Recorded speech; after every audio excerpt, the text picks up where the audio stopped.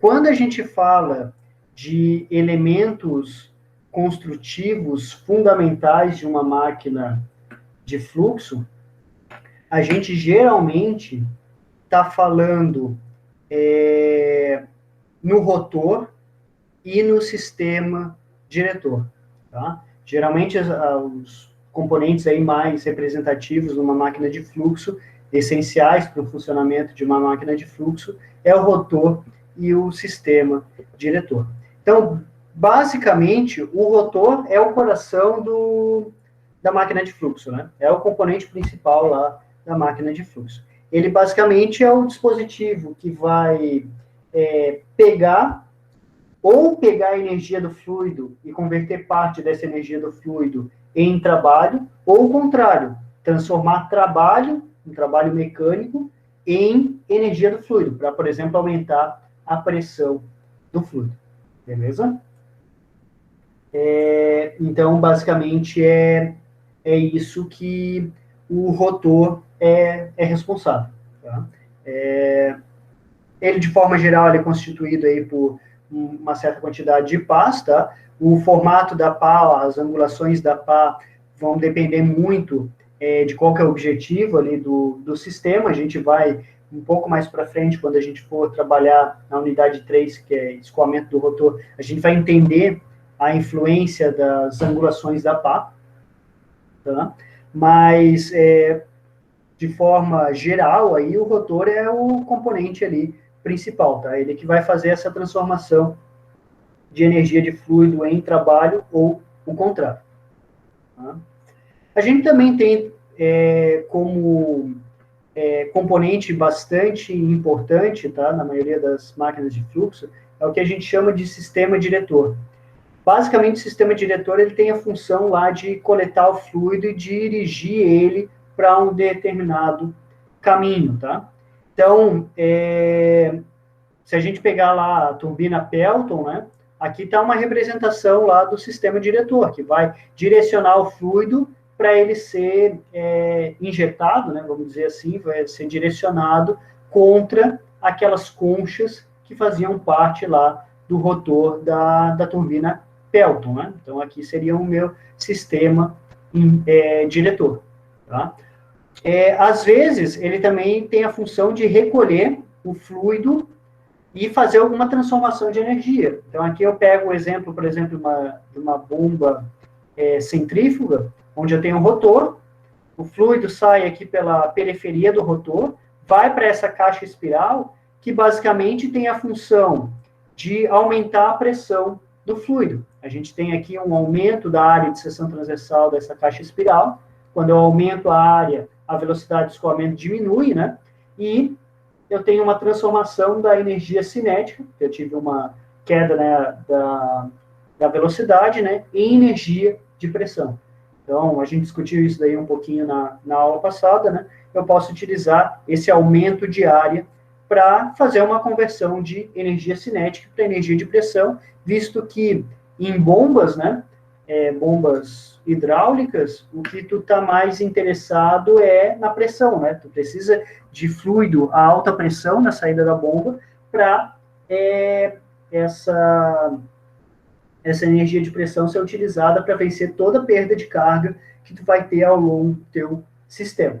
Quantificações dessa perda de carga, seleção de bomba, quanto que tem esse aumento da pressão da bomba, dependendo do sistema, a gente vai conseguir calcular tudo isso um pouquinho mais para frente, tá? Quando a gente for fazer análises de sistemas, beleza? Um pouquinho aqui sobre classificação, tá? De máquinas de fluxo. Tem alguns tipos diferentes aí de classificação de máquinas de fluxo, tá? Mas uma delas é relacionada à direção da conversão de energia. Tá? Então, a gente chama de máquina de fluxo motora aquelas máquinas que pegam a energia do fluido e transformam parte dessa energia em energia mecânica. Por exemplo, turbinas, né?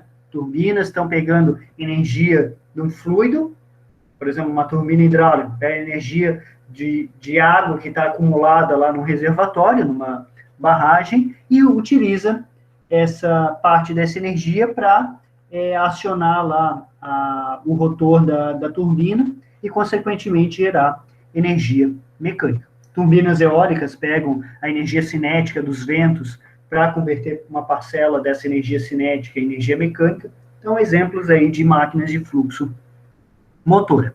A geradora é o contrário. É quando eu pego energia mecânica e converto parte dessa energia mecânica em energia de fluido. Um exemplo seriam as bombas, né? Que a gente viu na aula passada. Certo? Então, eu pego lá, gasto trabalho para fornecer energia para o fluido, para aumentar a pressão do fluido.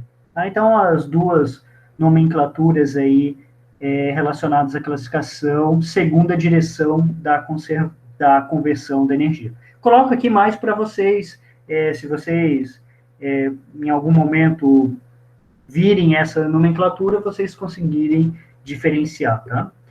Tem algumas classificações também relacionado à forma dos canais entre as pás do rotor, tá? Então, se eu tenho lá canais do rotor que simplesmente servem como desviadores do fluxo, então isso a gente tem, por exemplo, nas turbinas Pelton, né? Eu tenho lá um jato que está indo em direção a essa concha aqui da turbina Pelton, e daí eu tenho uma variação muito significativa da direção, porque, como a gente viu na aula passada, né, a variação dessa quantidade de movimento que vai gerar a força responsável por girar a turbina. Então, basicamente, eu não tenho variação de pressão do fluido, né, pelo menos na região aqui do rotor. Tá? Então, quando o meu dispositivo aqui, a minha máquina de fluxo, apenas desvia o fluxo para gerar essa força, então trabalha basicamente pela variação da quantidade de movimento, sem ter essa mudança na pressão do fluido, a gente pode chamar esse tipo de máquina de fluxo de ação, tá? Ou impulsão, tá? Tem alguns autores também chamam máquinas de fluxo de impulsão. Basicamente, nesse tipo de máquina não tem variação de pressão, eu tenho a variação lá da quantidade de movimento. Eu posso ter também as máquinas de fluxo de reação, tá? Onde eu vou ter variação de pressão do fluido quando ele passa através do rotor. Então, a gente viu isso lá, por exemplo, em turbinas, né? Se eu pego lá, vamos pegar a turbina Kaplan. Turbina Kaplan tem lá o aerofólio, né? O perfil do aerofólio na pá, e lá eu tenho uma variação de pressão, né? Então, na turbina eu tenho uma queda de pressão quando eu passo por lá. Posso pegar também exemplos lá de bombas e ventiladores, onde eu tenho um aumento de pressão nesses equipamentos. Então, quando eu tenho variações de pressão, tá, eu chamo a máquina como sendo uma máquina de fluxo de reação. Tá? Nos vídeos a gente viu lá já, principalmente na parte de turbina, né, mostrando as máquinas de fluxo de ação e reação. Então, é uma classificação aí também utilizada. Outra classificação que a gente pode ver aí na literatura, e às vezes a gente vai fazer pesquisas, é bom a gente entender essas classificações, são relacionadas à trajetória do fluido no rotor. Tá? Então, a gente tem as máquinas de fluxo radial, o nome já diz bastante, né? Então, eu pego aqui um exemplo de uma bomba centrífuga, o fluido está entrando aqui na parte interna aqui do rotor, né? Nessa parte central, e devido à movimentação aqui do rotor, o fluido vai sair aqui na direção da periferia do rotor. Então, o escoamento está indo na direção radial do meu rotor. O meu eixo está aqui no centro, né? E o fluido está indo aqui na direção radial, máquinas de fluxo radial. Aqui a gente tem um exemplo, por exemplo, da Kaplan, onde o meu eixo está nessa direção aqui, e o meu fluido está na mesma direção, está alinhado com o eixo de rotação do rotor. Tá? Então, aqui a gente chama de máquinas de fluxo axiais. Posso ter uma máquina de fluxo misto, outras nomenclaturas é diagonal ou semiaxial, tá? Que é o caso, por exemplo, das turbinas Francis. Então, o fluido chega aqui, por exemplo, no sentido radial, o meu eixo está aqui na vertical, tá? Então, ele chega aqui na radial e sai axialmente. Então, é um fluxo misto, né? Ele começa de um jeito e termina do outro. E eu posso ter também as máquinas de fluxo tangencial, onde se engloba nesse tipo de classificação as turbinas Pelton, né? O meu eixo está aqui no centro, ó, tá? E o fluido está vindo aqui de forma tangencial, tá?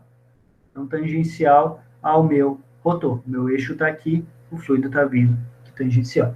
Tá? Então, outra forma aí de fazer classificação dessas máquinas, tá? Aqui é mais como um critério de informações aí, tá? Só para vocês irem se acostumando com essa nomenclatura, se vocês pesquisarem sobre bombas, turbinas, no futuro trabalhar com bombas ou turbinas, quando vocês verem essas nomenclaturas, vocês já vão ter uma ideia do que significa cada uma delas. Tá? Bom, para fechar essa parte de classificações, eu vou comentar um pouquinho aqui sobre algumas classificações que a gente dá quando eu tenho lá as máquinas que vão realizar trabalho sobre um fluido, né? Então, por exemplo, as bombas, ventiladores, sopradores e compressores são máquinas que vão fornecer energia para o fluido, tá? E depois vou falar um pouquinho aí sobre as máquinas que retiram, né, potência lá, trabalho de um fluido. Tá? Então, as máquinas que adicionam energia a um fluido, tá? Realizando trabalho sobre o mesmo, elas são denominadas com base no aumento de pressão que eu obtive do fluido quando esse fluido passou pela máquina, tá? Então, quando a gente usa a nomenclatura bomba, tá? As bombas, quando a gente fala bombas, é sempre bombas está relacionado a líquidos, tá? Então, se eu tenho um líquido, eu tenho um dispositivo que está aumentando a pressão ali, a gente chama de bombas, tá? O aumento de pressão nesses equipamentos, só como ordem aí de grandeza, para vocês terem uma ideia comparativa, nas bombas são valores relativamente altos, tá? Então, eu coloquei aqui até na ordem de 500 megapascal, tá? Bombas estão relacionados a líquidos. Quando eu tenho lá um gás ou um vapor, e aqui eu acho que vale a pena a gente fazer a diferenciação, tá? De um gás ou um vapor. Os dois estão no estado gasoso, mas geralmente a gente chama de vapor algum fluido que durante o processo ali, durante o ciclo termodinâmico, algo nesse sentido, ele teve alguma mudança de fase, tá? Então, por exemplo, eu pego lá uma usina termoelétrica está utilizando uma turbina a vapor. A água é fornecida lá para a caldeira, para vaporizar, até se transformar em vapor de água, e esse vapor de água é direcionado para a turbina. Então, é um fluido que teve uma mudança de fase durante o processo. Claro que essa mudança não aconteceu na turbina, né? Mas teve uma mudança de fase durante o processo. Quando a gente fala de gás, a gente está muito mais afastado lá da linha de saturação, tá? Da linha de mudança de fase. Então, aqui eu estou trabalhando, por exemplo, um compressor de ar. Daí eu falo que é uma compressão de um gás, tá? Um vapor, geralmente o vapor mais utilizado é o vapor de água lá nas turbinas a vapor. E para esses equipamentos aqui, que utilizam gás ou vapor, a gente tem essas nomenclaturas que estão diretamente relacionadas ao aumento de pressão. De novo, aqui é só valores aqui representativos, tá? Só para a gente ter uma ideia de ordem de grandeza. Mas quando a gente fala de ventiladores, geralmente a gente está trabalhando aí com aumentos bem pequenos da pressão do fluido. Tá? Algo aí, de forma geral, abaixo de 10 kPa de aumento de pressão quando o fluido passa pelo ventilador. Quando eu vou para um soprador, já é algo um pouco maior, tá? Eu posso classificar aí como um aumento de pressão moderado, algo até 300 kPa, e daí compressores, Daí já são equipamentos bem mais robustos, né, onde a ordem aí é muito mais elevada. Tá? Então, posso chegar aí a pressões bastante elevadas, dependendo do tipo de compressor. E aqui, compressores, a gente tem de diferentes tipos, tá? Tem unidades aí de compressão gigantes para chegar a pressões bastante elevadas, dependendo da necessidade. Beleza? Então, essas aqui são as máquinas aí para realizar trabalho. Geralmente, as bombas e os compressores lá, eles vão ter lá um rotor, né? Toda máquina de fluxo tem um rotor, mas geralmente eles têm algum dispositivo aí para ou aumentar a energia de pressão do fluido, né? Por exemplo, a bomba tem lá aquele difusor para aumentar a energia de pressão do fluido. Então, às vezes é utilizado combinações de rotor e difusor, mais do que uma combinação de um rotor e de um difusor na mesma máquina. Eu posso ter lá, por exemplo, um sistema de bombeamento que tem um rotor, um difusor, e o fluido que sai desse difusor, em vez de ir lá para uma tubulação, ele entra novamente em um segundo rotor, mais um difusor, para eu conseguir fornecer ainda mais energia para o fluido. Então, cada combinação aí de um rotor e um difusor, a gente chama de um estágio. Tá? E eu posso ter lá numa máquina de fluxo mais do que um estágio. Posso ter 2 estágios, posso ter 3 estágios. Aqui eu tenho uma figurinha, talvez não dê para ver muito bem, tá? Mas eu tenho a entrada do fluido nessa boca de aspiração aqui. Aqui eu tenho o eixo, tá? E aqui eu tenho um rotor e, posteriormente, um difusor. Então, entra no rotor, vai para o difusor, depois entra novamente no rotor, vai para o difusor. Então, eu tenho mais do que um estágio. Aqui, no caso, tem 3 rotores, tá? Então, eu tenho mais do que um estágio nessa máquina. Geralmente, eu utilizo esses sistemas quando eu quero elevados aumentos de pressão. E esses estágios de aumento de pressão podem estar presentes tudo numa mesma máquina, tá? No mesmo sistema de bombeamento, aqui, mesma máquina para aumentar a pressão, mas eu posso também ter alguns sistemas onde eu utilizo, por exemplo, no sistema de bombeamento, eu utilizo bombas em série. Então, eu coloco uma bomba no meu sistema e, na sequência, eu coloco outra bomba em série para aumentar a pressão do fluido.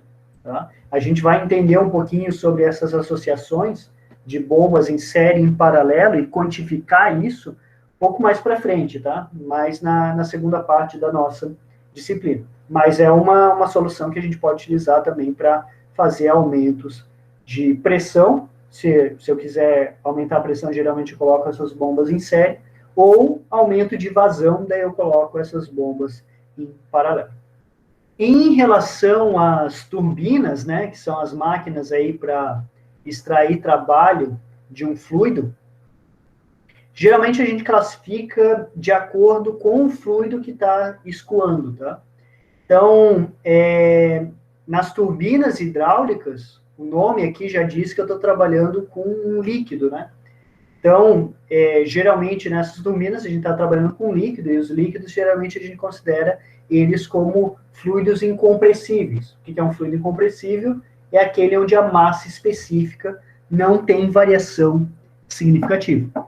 Tá? Então, não tem variação significativa da massa específica do fluido à medida que ele passa ali pela turbina, no caso. Tá? Já as turbinas a gás ou as turbinas a vapor, né? À medida que o fluido passa ali pela turbina a gás ou a turbina a vapor, eu posso ter uma variação já bastante significativa da massa específica. Eu não posso considerar mais a massa específica constante, né? Esses equipamentos aqui, a massa específica geralmente varia bastante, tá? Tem uma mudança aí significativa. Então, a gente faz essas classificações de turbinas hidráulicas, turbinas a gás e a vapor, função do fluido, se é um líquido ou se está no estado gasoso, tá? Até alguns cálculos, principalmente quando a gente vai aplicar aqui balanço de energia, que é o que a gente já vai ver na sequência, tá? A forma como tu calcula para uma turbina hidráulica, uma turbina a vapor é um pouquinho diferente, porque para as turbinas hidráulicas, já que a massa específica ali é constante, a gente consegue fazer uma simplificação que vai ajudar bastante na hora de fazer o cálculo, tá? Então, uma simplificação aí bem útil que vai facilitar bastante o cálculo nas turbinas hidráulicas e também vai servir lá, por exemplo, para as bombas onde eu estou trabalhando com líquidos. A gente vai ver isso daí um pouquinho mais já na sequência, tá? Quando a gente começar a segunda unidade. Tá? Aqui só mostrando um pouquinho, novamente, né, as turbinas que a gente viu, turbinas hidráulicas, né, a Pelton, a Francis, a Kaplan. A Pelton é aquela turbina de ação, né, ou impulsão, não existe variação de pressão do fluido que passa através do rotor. A Francis e a Kaplan, a gente chama de turbinas de reação. Se lembrem que a Francis tem os dois fenômenos, né, tanto a parte de ação, que é a variação da quantidade de movimento, quanto a de reação. Tem muitos autores que chamam a Francis de reação porque ela tem a parte aí relacionada à variação de pressão do fluido. A Kaplan seria integralmente de reação. Tá?